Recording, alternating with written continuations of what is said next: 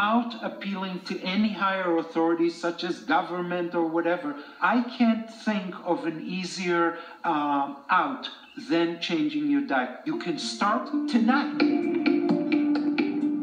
So you're a scientist who studies the effects of agriculture on climate, but you grew up raising cattle and taking them to slaughter, right? I'm a scientist. That's the most important thing.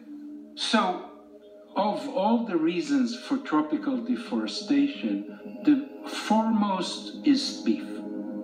And beef is one of the most inefficient uses of resources on the planet. In the US, 47% of land is used for food production. And of that, the lion's share is just to grow feed for cattle. The things that we actually eat, like fruit, vegetable, nuts, it's a percent. Most importantly, cows produce methane, and methane is a powerful greenhouse gas. The way cows produce methane is they eat as much as they can, and when they are chewing, a whole bunch of methane is burped through the mouth into the atmosphere. The atmosphere has much more CO2 in it, but methane is far more impactful. Every molecule of methane is equivalent to 23 molecules of CO2. And of the methane in the atmosphere, nearly all of it is due to livestock.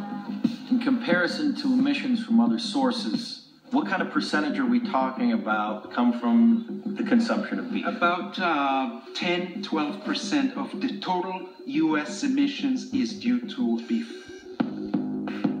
It's staggering. But it's very easy to envision a dietary shift, even as minor as switching, let's say, from beef to an alternative, let's say even chicken. The chicken will require 20% of the land and 10% of the greenhouse gas emissions.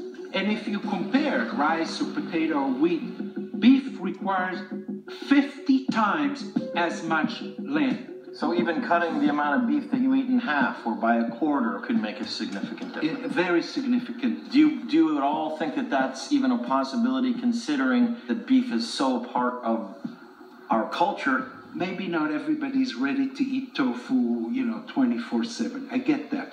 But even if you just have to have some flesh between your teeth, if you switch to chicken, you will have eliminated 80% of what you emit, depending on where you're coming from. Let's face it, it's fairly easy to switch your diet from one choice to another.